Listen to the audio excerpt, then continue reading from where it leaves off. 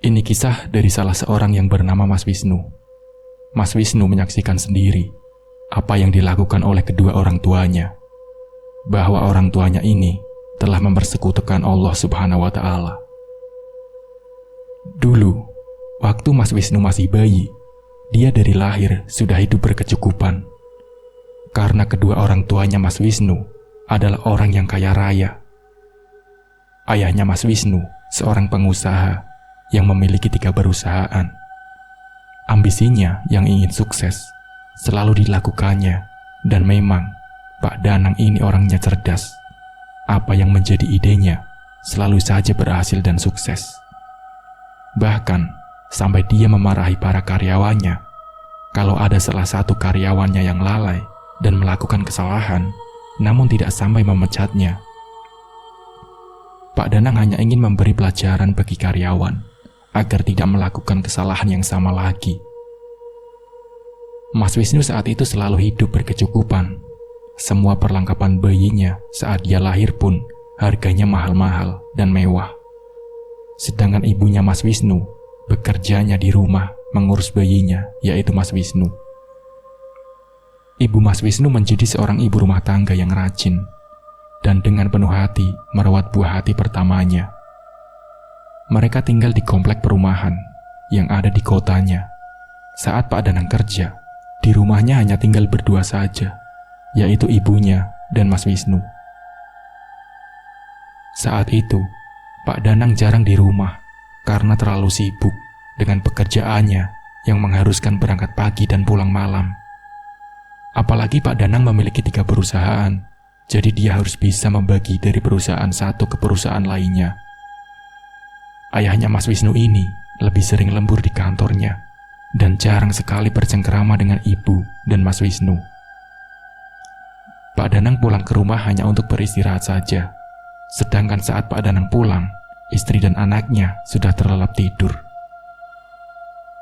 Pak Danang biasanya pulang sekitar pukul 10 malam, baru sampai di rumahnya. Ya, meskipun begitu Pak Danang sibuk mencari nafkah dengan bekerja keras untuk keluarga kecilnya. Bu Lilis, nama ibu Mas Wisnu, selalu mengerti dengan kesibukan Pak Danang, karena memang itu kewajiban seorang suami untuk mencari nafkah. Hari demi hari, tahun demi tahun berganti, usia Mas Wisnu semakin bertambah. Dia tumbuh menjadi remaja yang tampan, tinggi, dan putih. Mas Wisnu keturunan Pak Danang dan Bu Lilis yang berwajah tampan dan cantik. Sekarang Mas Wisnu sudah duduk di bangku SMP kelas 3 yang sebentar lagi akan lulus. Mas Wisnu mempunyai seorang kakek yang bernama Kakek Dayat. Beliau ini yang selalu menasehati Mas Wisnu untuk selalu mendekatkan dirinya kepada Allah Subhanahu wa Ta'ala dan untuk lebih rajin beribadah serta mengaji. Pokoknya, Kakek Dayat inilah yang selalu mengajarkan Mas Wisnu tentang keagamaan. Saat Mas Wisnu SMP ini, dia setiap pulang sekolah, rumahnya selalu terlihat sepi dan tidak ada orang di rumah. Karena ayahnya sibuk bekerja, sedangkan ibunya, Bu Lilis ini, selalu keluyuran dengan teman-teman sebayanya. Bu Lilis ini ikut komunitas arisan dengan teman-temannya. Ya, bisa dibilang ibu-ibu sosialita. Ibunya Mas Wisnu setiap harinya sibuk pergi shopping dan berfoya-foya menghabiskan uang suaminya. Saat itu juga, ibunya Mas Wisnu dibelikan sebuah mobil oleh suaminya. Jadi ibunya Mas Wisnu ini kemana-mana sendiri dan selalu membawa mobil barunya. Setiap pulang sekolah, Mas Wisnu selalu termenung di dalam kamarnya. Kadang dia sibuk membaca buku untuk mengisi kegabutannya dengan keheningan yang menyelimutinya di dalam rumahnya. Tidak hanya itu, terkadang juga Mas Wisnu bermain PlayStation yang ada di kamarnya. PlayStation yang ia dapat dari hadiah orang tuanya, karena tahun lalu dia mendapatkan peringkat 1 di kelasnya. Ayahnya Mas Wisnu ini sangat baik dan sayang kepada istri dan juga anaknya. Apa yang diinginkannya pasti akan dituruti oleh Bapak Danang. Terkadang juga kalau Mas Wisnu ini bosan sekali di rumahnya, dia pergi ke rumah kakeknya. Singkat cerita, Bu Lilis terlihat bolak-balik ke kamar mandi dan muntah. Waktu itu, pagi sekali Bu Lilis mual-mual kepalanya pusing. Pak Danang yang melihat istrinya menjadi begitu panik dan cemas. "Kamu kenapa? Kita ke rumah sakit sekarang ya," ucap Pak Danang. Sekitar pukul 7 pagi, ibu dibawa ke rumah sakit yang terdekat dari rumahnya. Saat itu Mas Wisnu tidak ikut mengantar ke rumah sakit karena dia harus bersiap-siap untuk berangkat sekolah. Wajah Bu Lilis sangat pucat pasi dan tubuhnya lemas tak berdaya. Beberapa saat kemudian, Pak Danang dan Bu Lilis akhirnya sampai juga di rumah sakit. Bu Lilis langsung diperiksa oleh dokter. Dan ternyata, kata dokter, Bu Lilis tengah mengandung. Usia kandungannya sudah 3 minggu. Memang, Bu Lilis menyadari kalau dia sudah telat datang bulan. Mendengar kabar bahagia ini, Pak Danang dan Bu Lilis mengucap syukur karena selama ini mereka berdua telah menanti-nantikan anak keduanya. "Alhamdulillah," ucap keduanya. Hari ini Pak Danang tidak berangkat bekerja karena dia ingin menemani istrinya di rumah yang masih lemas. Kehamilan Bu Lilis yang kedua ini benar-benar dijaga dengan baik karena tidak ingin terjadi apa-apa dengan kehamilannya. Beberapa tahun yang lalu, Bu Lilis sudah pernah hamil, namun dia mengalami keguguran. Sepulang sekolah, kali ini Mas Wisnu tidak kesepian karena kedua orang tuanya berada di rumah. "Assalamualaikum," ucap Mas Wisnu. "Waalaikumsalam," jawab kedua orang tuanya dengan senyum sumringah. "Loh, ayah, ibu, kok di rumah tumben sekali? Biasanya juga sibuk masing-masing," ucap Mas Wisnu kepada orang tuanya. "Udah, sini duduk dulu. Ayah dan ibu mau ngomong sesuatu kepada kamu," ucap ayah kepada Mas Wisnu. Mas Wisnu pun duduk mendekat ke arah kedua orang tuanya karena merasa penasaran. "Kamu sebentar lagi mau jadi kakak," ucap ayah kepada Mas Wisnu. "Hah? Maksudnya? Aku mau punya adik ya?" tanya Mas Wisnu. Kedua orang tuanya mengangguk kepada Mas Wisnu dengan senyumannya. "Asik, aku jadi gak kesepian deh nanti," jawab Mas Wisnu dengan gembira. "Ya sudah, sana ganti baju dulu, terus makan siang," ucap Bu Lilis kepada Mas Wisnu. "Iya Bu," jawab Mas Wisnu singkat. Mas Wisnu pun bergegas segera masuk ke dalam kamarnya untuk mengganti seragam sekolahnya dengan baju santai. Singkat cerita, 9 bulan kemudian, di mana Bu Lilis akan melahirkan buah hatinya. Saat itu, Pak Danang panik karena Bu Lilis mengeluh sakit pada perutnya. Pak Danang pun langsung membawa Bu Lilis ke rumah sakit dengan mengemudikan mobilnya dengan kecepatan yang cukup tinggi. Sesampainya di rumah sakit, ternyata Bu Lilis akan segera melahirkan. Beberapa jam kemudian, akhirnya anak kedua Pak Danang dan Bu Lilis itu telah lahir dengan keadaan sehat dan cantik. Anaknya langsung diberi nama, namanya yaitu Nara. Setelah selesai melahirkan, Bu Lilis dan bayinya sudah diperbolehkan untuk pulang ke rumah. Mas Wisnu sangat menyayangi adiknya yang masih bayi itu. Terkadang adiknya dijaga oleh Mas Wisnu kalau ibunya sedang mandi atau masak. Hari demi hari, tahun demi tahun berganti. Usia adiknya sudah menginjak usia 3 tahun yang tak terasa.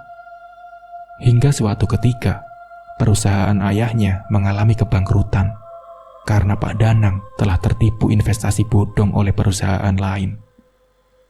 Akhirnya, Pak Danang harus meminjam uang ke bank untuk menggaji para karyawannya.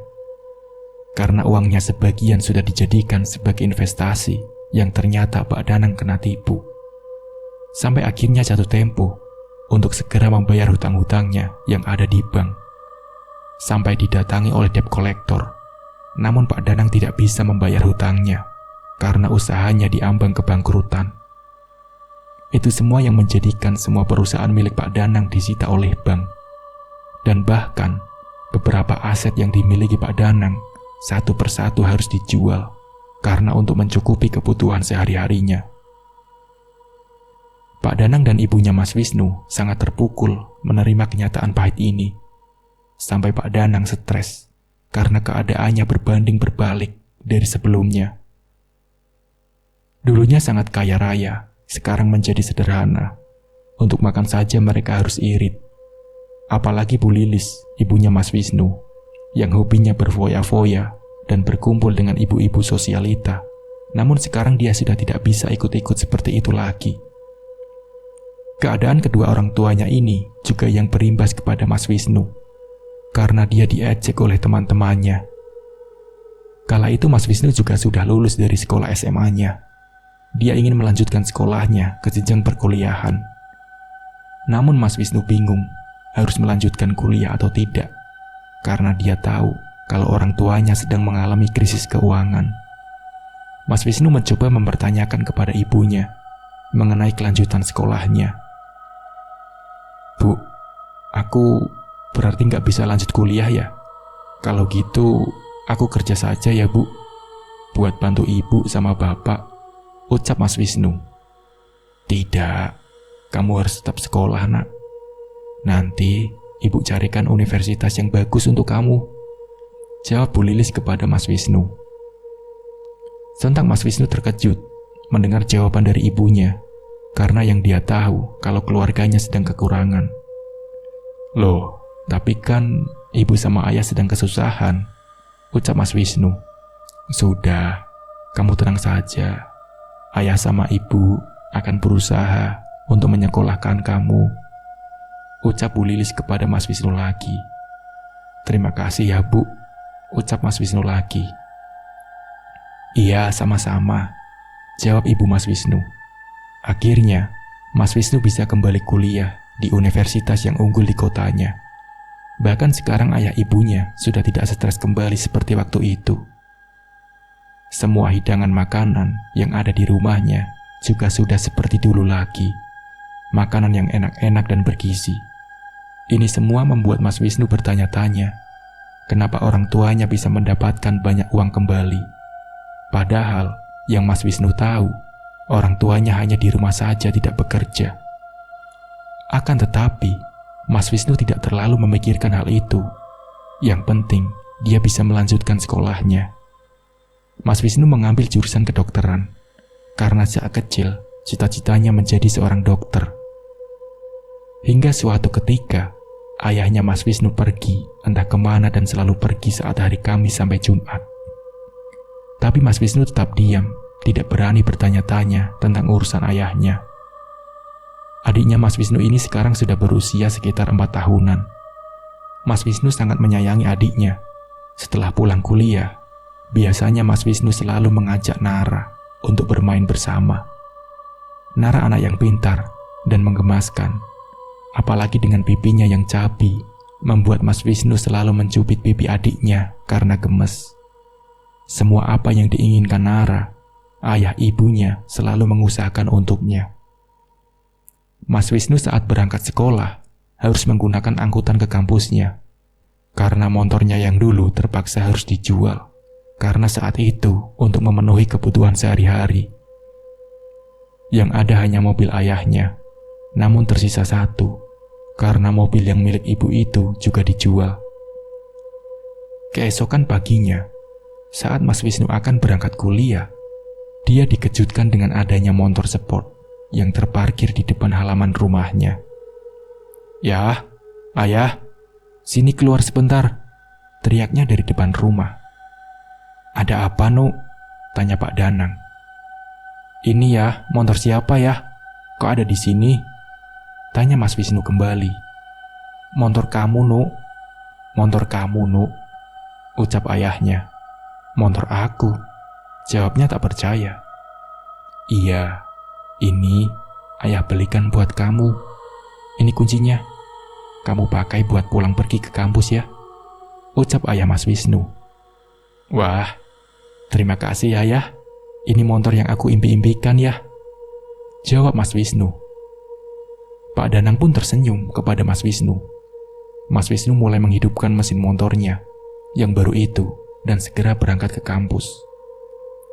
Semua teman-temannya yang ada di kampus matanya tertuju kepada Mas Wisnu yang baru sampai di parkiran. "Widih, motor baru nih," ucap Heru, temannya Mas Wisnu. Mas Wisnu menjawab dengan senyuman sumringah kepada Heru. "Makan-makan dong, motor baru kok," ucap Heru lagi. "Iya, nanti istirahat aku traktir," jawab Mas Wisnu kepada Heru. Saat jam istirahat tiba, Mas Wisnu dan Heru pergi ke kantin kampusnya. Di kantin, Heru ditraktir oleh Mas Wisnu. "Ambil aja, nanti aku yang bayar," ucap Mas Wisnu.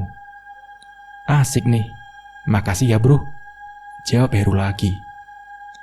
Kala itu, Nara, adiknya Mas Wisnu juga, dibelikan boneka besar untuk Nara. Karena Nara sudah pernah minta saat Pak Danang mengalami kebangkrutan dan dia belum bisa membelikan boneka keinginan Nara. Dan sekarang, akhirnya Nara dibelikan boneka besar oleh Pak Danang. Tak henti-hentinya, Nara memeluk boneka teddy bear yang besar itu. Malam harinya saat mereka asik nonton televisi bersama, boneka besarnya si Nara itu masih tetap dibawa menonton TV dan dipeluknya dengan erat. "Nara, bonekanya kok dipeluk terus, kenapa?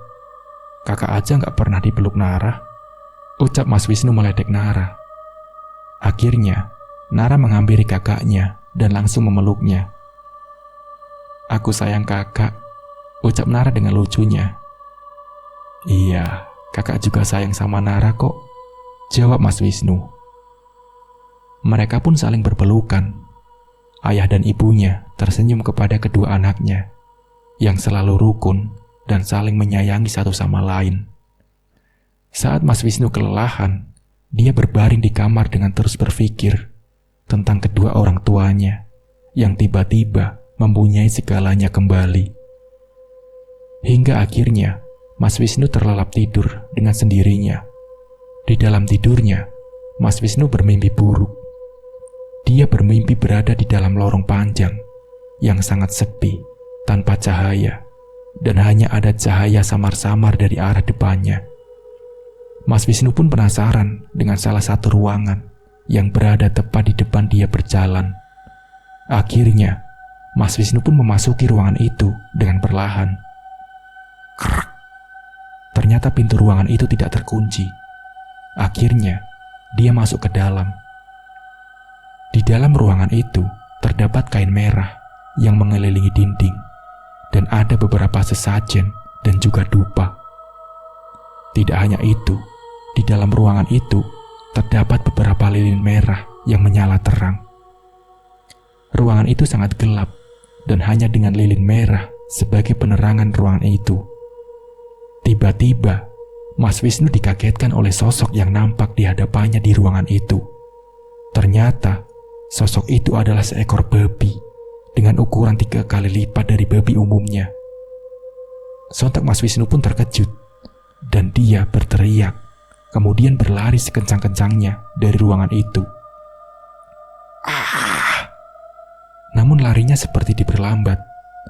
Padahal, Mas Wisnu sudah dengan sekuat tenaganya untuk berlari. Sosok babi itu terus mengejar Mas Wisnu dengan suara khasnya babi. Seketika Mas Wisnu pun terbangun dengan nafas yang ngos-ngosan, dan sekujur tubuhnya ini penuh dengan keringat yang membasahi bajunya. Sampai akhirnya, Mas Wisnu tidak bisa tertidur kembali. Apa arti mimpi tadi? Batin Mas Wisnu. Keesokan paginya, Mas Wisnu bangun lebih awal karena dia tidak bisa tertidur kembali. Di dapur terlihat banyak makanan yang sudah disajikan. "Siapa yang masak sebanyak ini?" ucapnya dalam hati. Tiba-tiba, Mas Wisnu dikagetkan oleh ibunya yang entah dari mana. Udah bangun kamu, Nuk?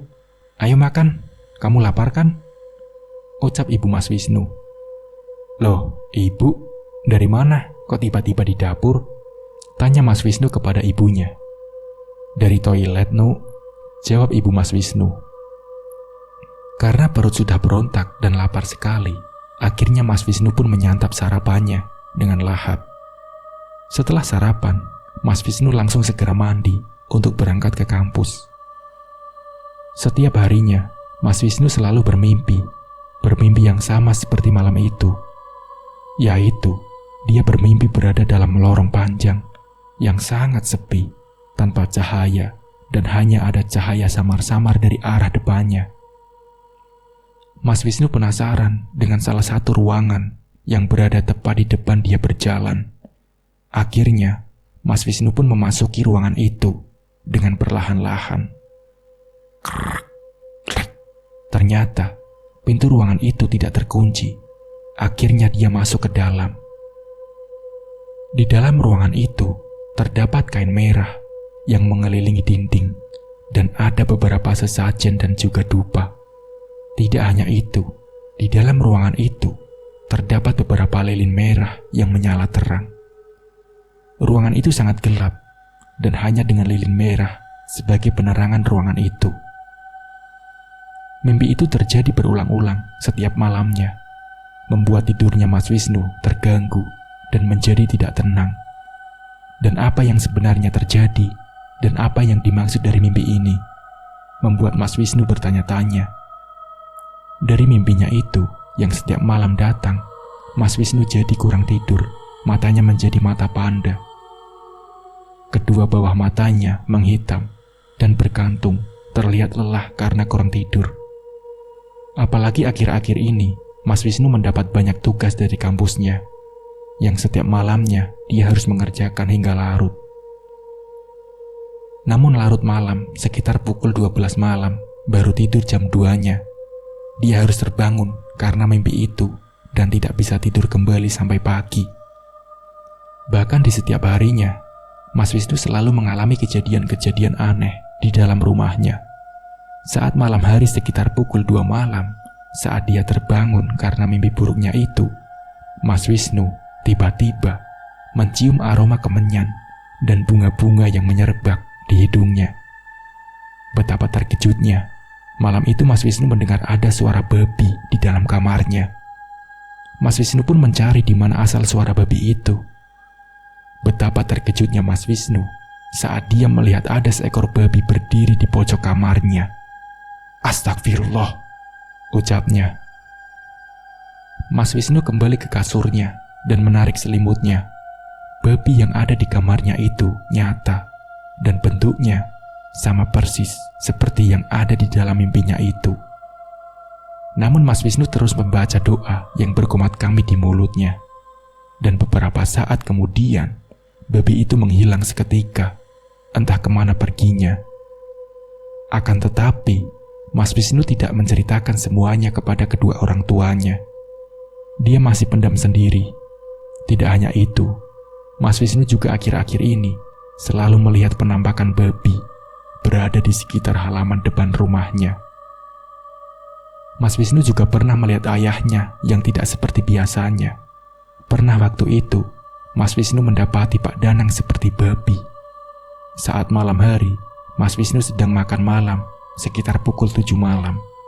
Melihat ayahnya, makanya sangat rakus sekali, hingga 3 kali porsinya. Pukul 9 malam, ayah izin sama ibu untuk pergi tiba-tiba saja. Mas Wisnu melihat dari wajah ayahnya ini seperti moncong babi. Saat Mas Wisnu mengucek kedua matanya dan kembali membuka matanya, wajahnya Pak Danang berubah seperti wajah biasa. Mungkin perasaanku saja. Batin Mas Wisnu tidak terlalu menghiraukan tentang hal yang barusan dilihatnya.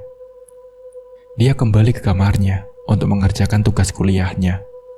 Karena merasa terganggu dengan mimpinya yang selalu menghampirinya, dia memutuskan untuk pergi ke rumah kakeknya, ingin menceritakan soal mimpinya itu. Kebetulan hari ini hari Minggu, jadi Mas Wisnu tidak berangkat ke kampus. "Bu, aku mau pergi dulu ya ke rumah kakek," ucap Mas Wisnu kepada ibunya. "Iya, hati-hati ya," jawab ibu Mas Wisnu. Mas Wisnu pun mengendarai sepeda motornya menuju ke rumahnya kakek yang jaraknya sekitar 30 km dari rumahnya. Rumahnya cukup jauh dari rumah orang tuanya Mas Wisnu. Dia pergi sendiri ke rumah kakeknya karena dia juga ingin menenangkan pikirannya tentang mimpi itu. 1 jam kemudian, Akhirnya Mas Wisnu pun sampai di rumah kakeknya. "Assalamualaikum." "Salam Mas Wisnu." "Waalaikumsalam, Nuk. Kakek sudah tahu kalau kamu pasti mau datang ke sini hari ini. Ayo masuk," ucap kakeknya. Mereka pun masuk ke dalam ruang tamu dan duduk di sebelah kursi. "Kakek tahu apa yang kamu mau ceritakan. Ceritakanlah," kata kakek Dayat. Bagaimana kakek bisa tahu apa yang ada di pikirannya cucunya ini? Namun Mas Wisnu menceritakan semuanya kepada kakeknya. "Jadi gini, Kek. Akhir-akhir ini, aku selalu bermimpi seperti ini. Bermimpi berada dalam lorong panjang yang sangat sepi, Kek. Tanpa cahaya, dan hanya ada cahaya samar-samar dari arah depannya." Mas Wisnu penasaran dengan salah satu ruangan yang berada tepat di depan dia berjalan. Akhirnya Mas Wisnu pun memasuki ruangan itu dengan perlahan-lahan.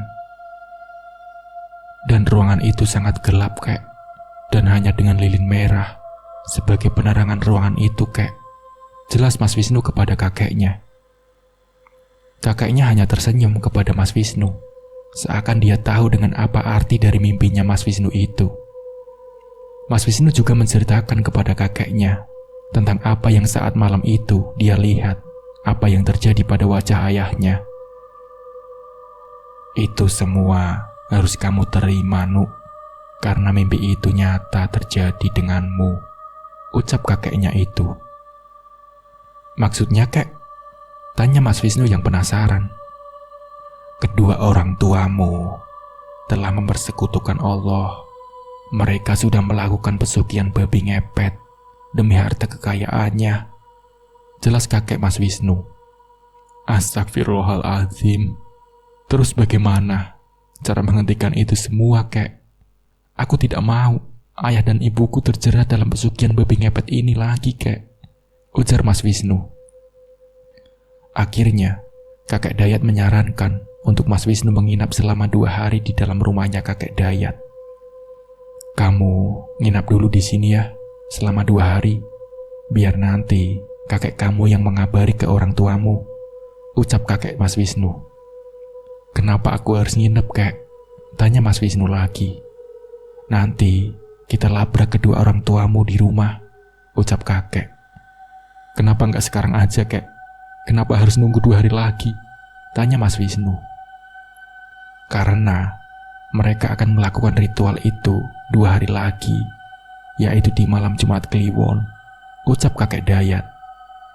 Akhirnya, Mas Wisnu pun mengikuti apa yang dikatakan oleh kakeknya itu untuk tinggal selama 2 hari di rumahnya.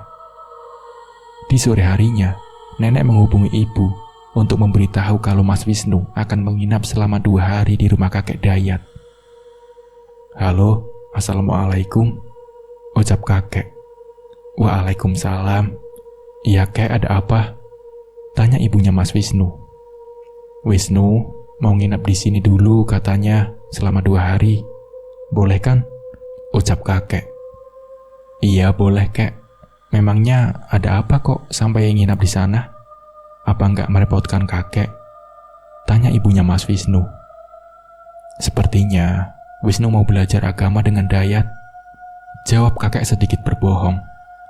"Ya sudah, tidak apa-apa, Kek," jawab ibu Mas Wisnu. Mas Wisnu pun akhirnya menginap selama 2 hari di rumah kakek dan neneknya. Mereka sudah merencanakan sesuatu tentang apa yang akan dilakukan untuk melabrak kedua orang tuanya itu. Selama di rumah kakeknya, Mas Wisnu juga belajar banyak tentang agama kepada kakeknya. Untuk Mas Wisnu, jangan pernah sesekali meninggalkan sholat 5 waktunya. Syukur-syukur untuk melakukan sholat sunnah.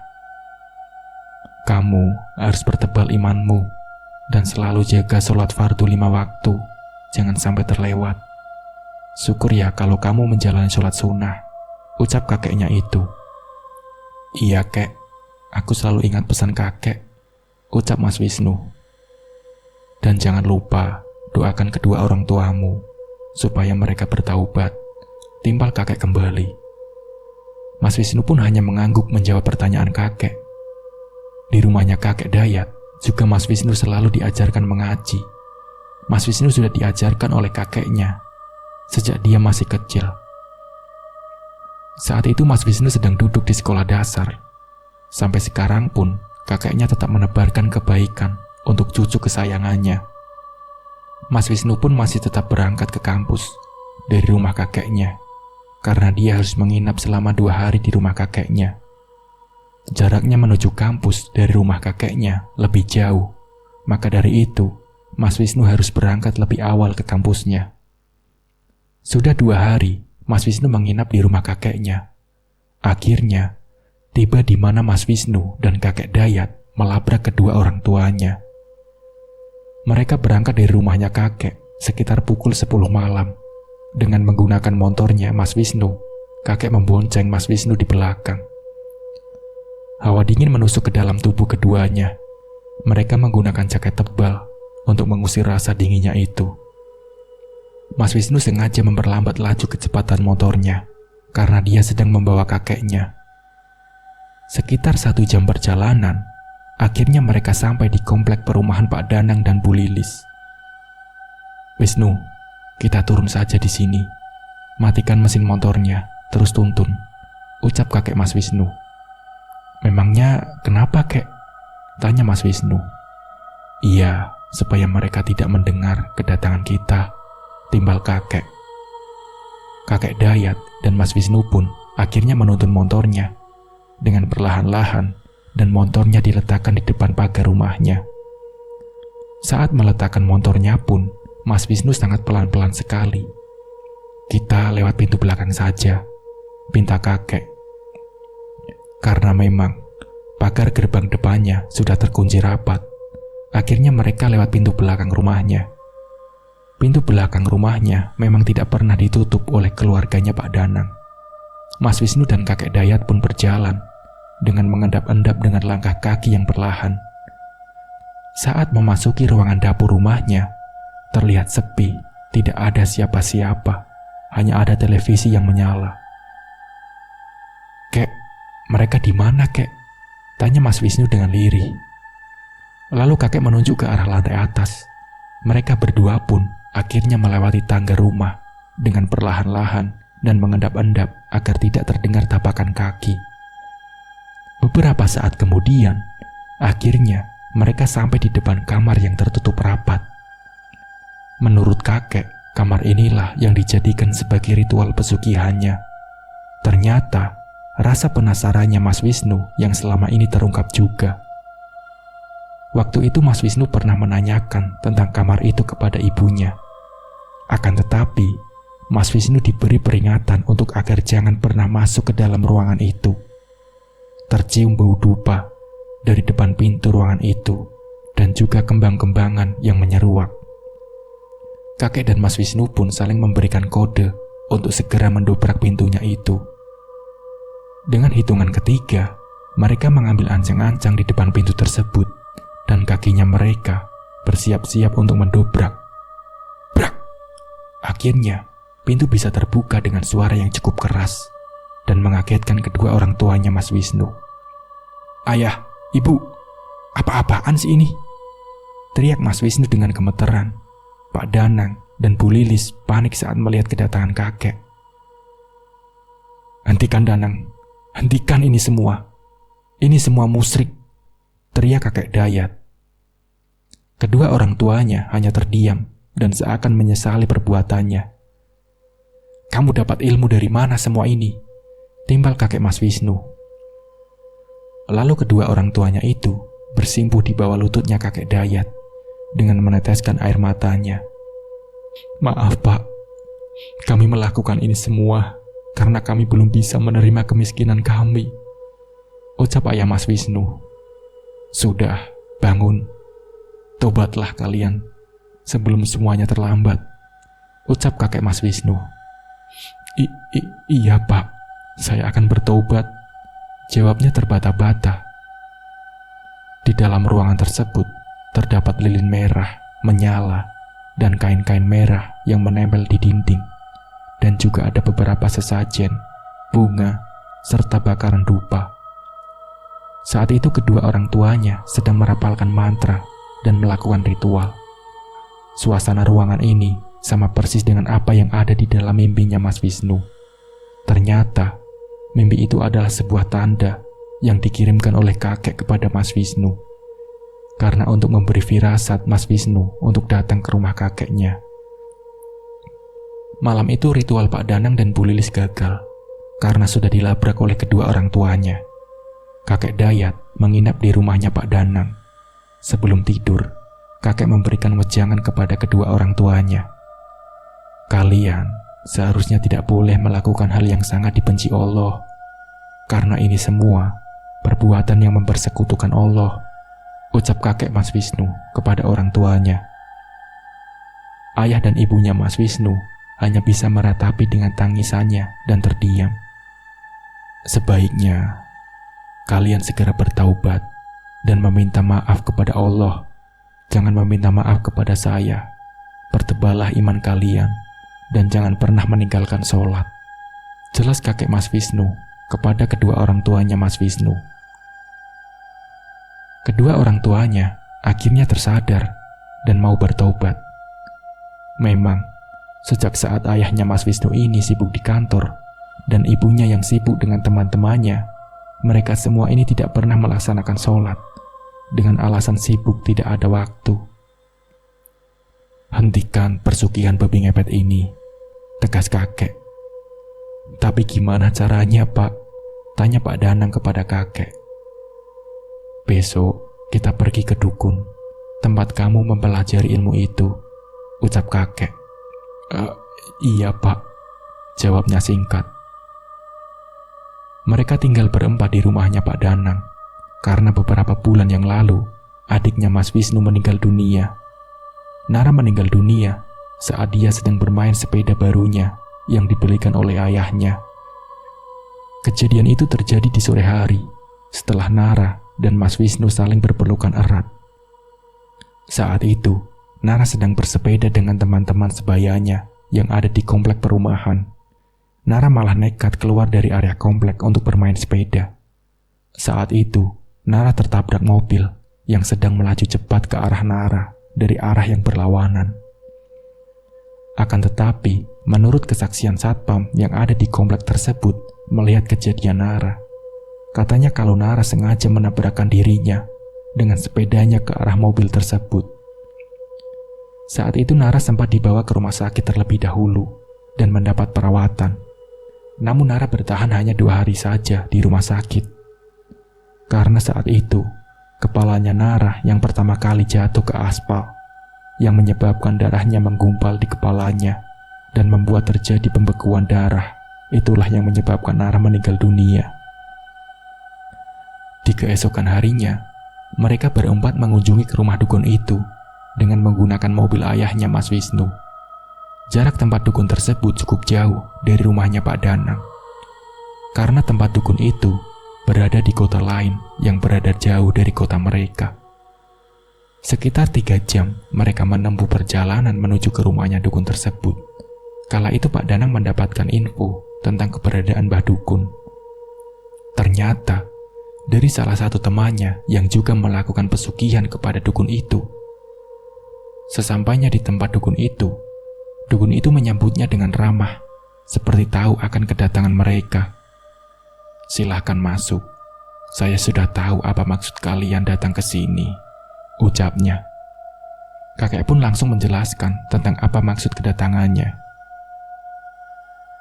Saya mau kau cabut semua pesugihan babi ngepet yang dilakukan anak saya dan putus semua tali perjanjiannya, serta hilangkan ilmu yang melekat di dalam tubuhnya, ucap kakek Mas Wisnu.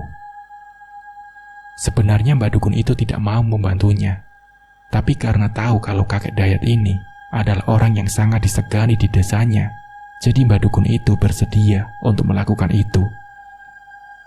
Mbak Dukun merapalkan mantranya di atas bakaran kemenyan yang berasap dan juga ada segelas air putih dengan kembang 7 rupa yang dibacakan mantra olehnya.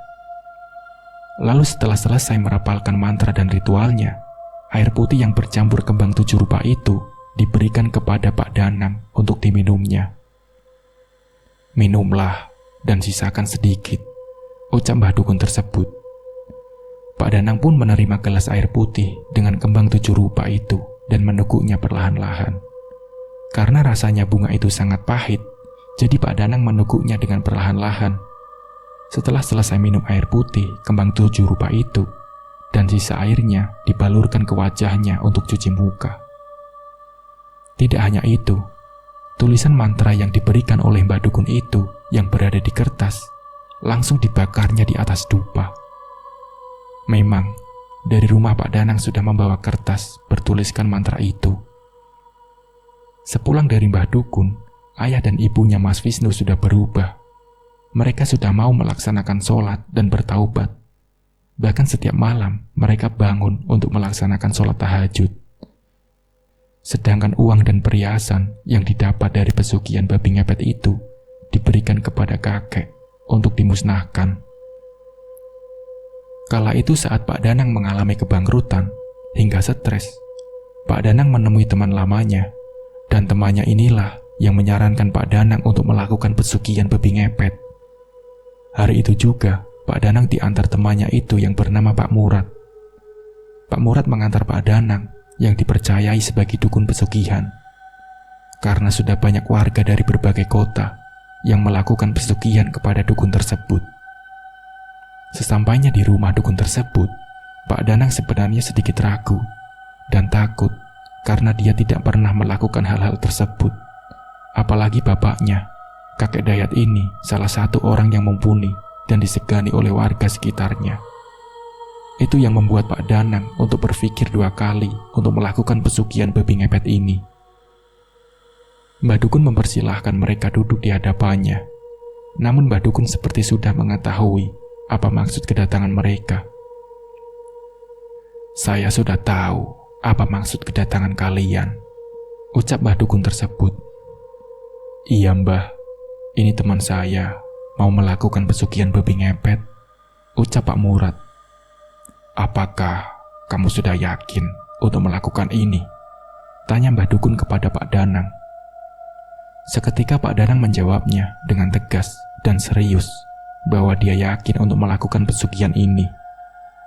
Karena dia tidak sanggup untuk hidup miskin, karena sudah terbiasa hidup berkecukupan. Apalagi saat itu mendengar ejekan dari tetangganya yang membuatnya sakit hati. Waktu itu juga, Pak Danang merasa tidak berguna, karena Nara, anaknya, meminta dibelikan boneka besar. Sama sepeda seperti anak-anak tetangganya saja tidak mampu untuk membelikan. Itulah yang membuat Pak Danang yakin untuk melakukan pesugihan itu dan mengesampingkan tentang bapaknya, yaitu kakek Dayat.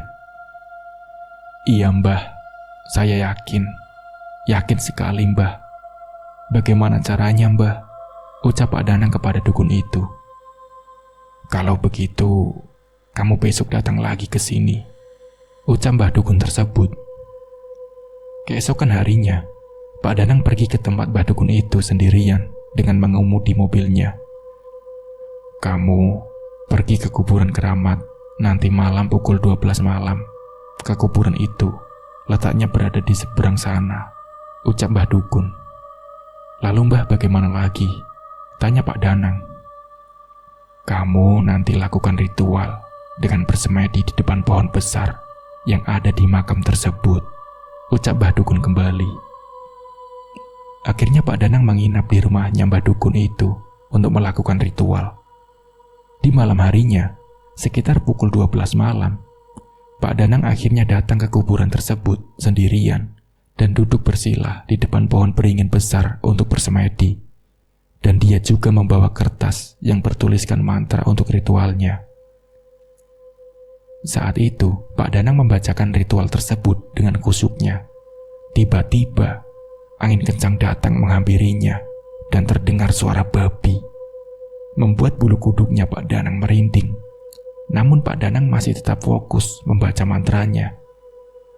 Tepat di hadapannya, seketika terlihat ada seekor babi yang ukurannya sangat besar, seperti kerbau, 3 kali lipat dari babi yang pada umumnya.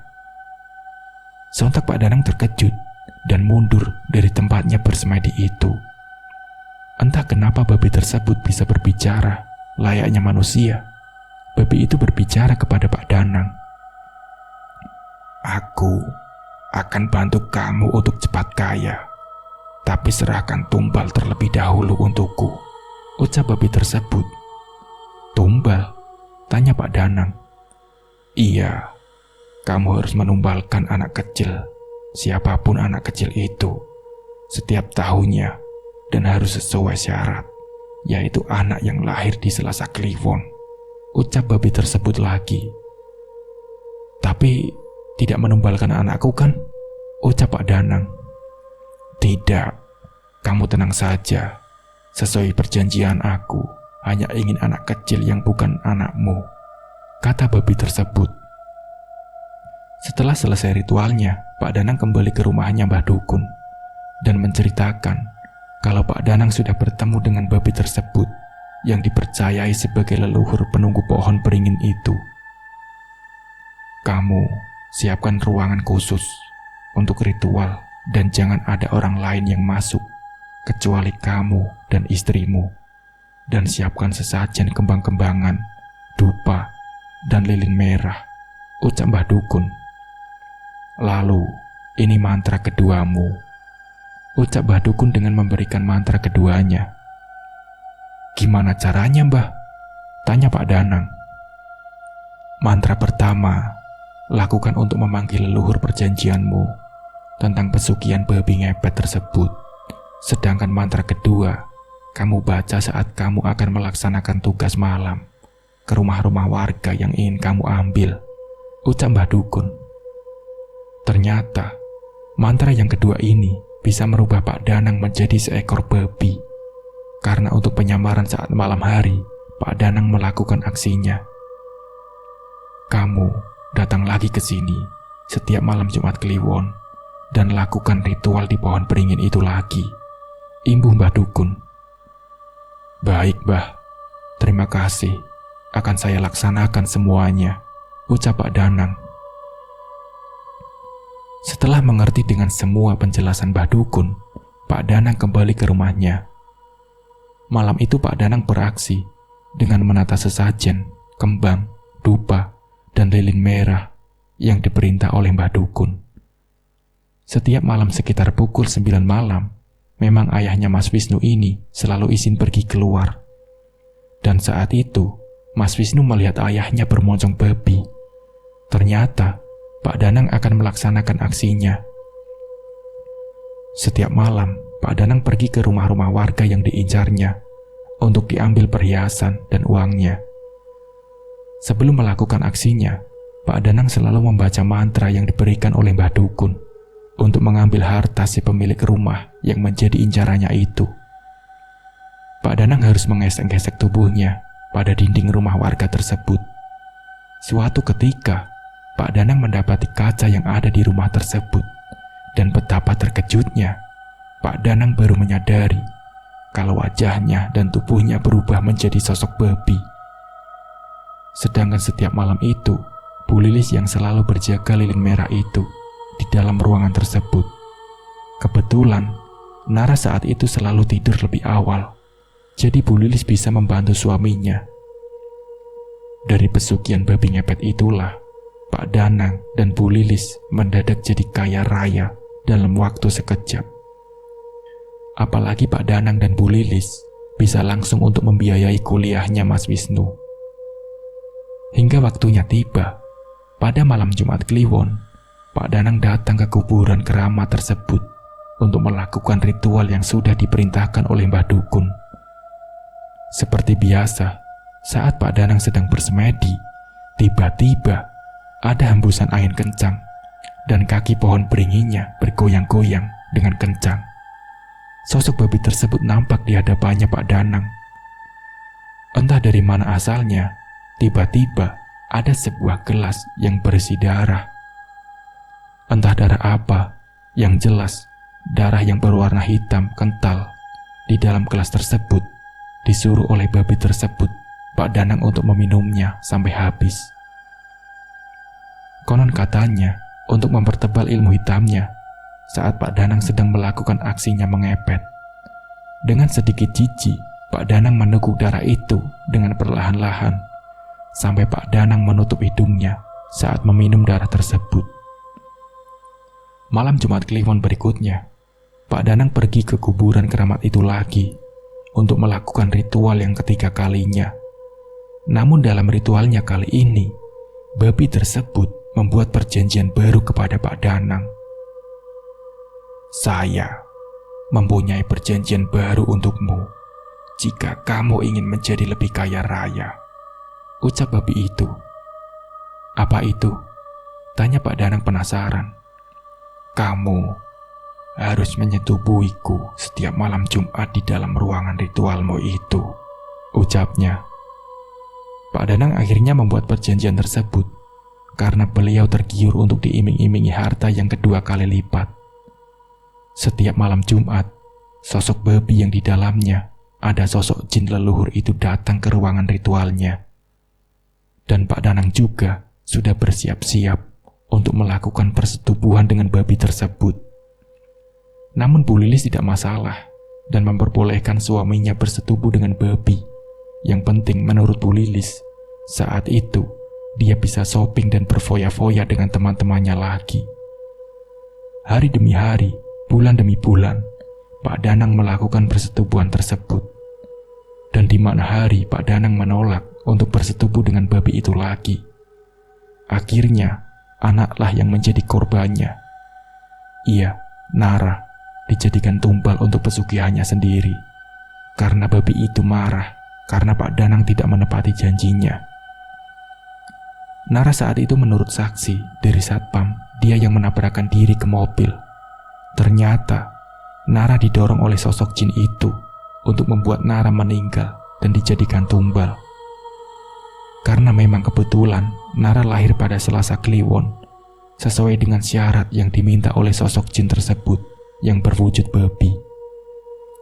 Memang saat itu mereka jadi kaya raya, dan bahkan semuanya bisa seperti dulu lagi. Bahkan tetangga yang pernah mengejeknya menjadi ciut, tidak berani lagi untuk mengejek. Dari kejadian dilabrak oleh bapaknya itulah, Pak Danang dan Bu Lilis menjadi sadar dan telah kehilangan anak perempuannya yang selalu dimanja oleh mereka. Mereka baru menyesal sekarang dan mereka sudah bertaubat. Sekarang mereka semua hidup dengan sederhana dan dengan rajin beribadah. Rezeki mereka selalu saja lancar, apa saja yang dilakukannya. Pak Danang dan Bu Lilis sekarang membuka usaha toko dan alhamdulillah selalu ramai pembeli. Sedangkan Mas Wisnu sekarang dia sudah menikah dan sudah dikaruniai anak perempuan cantik. Pak Danang dan Bu Lilis pun sangat menyayangi cucunya itu. Nah, seperti itulah ceritanya. Semoga bisa diambil pembelajarannya. Dari cerita ini, semoga kita bisa mengambil hikmahnya. Untuk janganlah pernah mempersekutukan Allah Subhanahu wa Ta'ala, dan jangan pernah melakukan perjanjian dengan jin atau iblis dan sejenisnya, karena sebagai manusia kita hanya akan ditipu daya olehnya, karena jin itu selalu licik dan selalu tidak sesuai dengan apa yang diharapkan kita. Dan jangan sampai keluarga atau orang-orang yang kita sayangilah yang menjadi korbannya. Mungkin cukup sekian dari saya. Wassalamualaikum warahmatullahi wabarakatuh.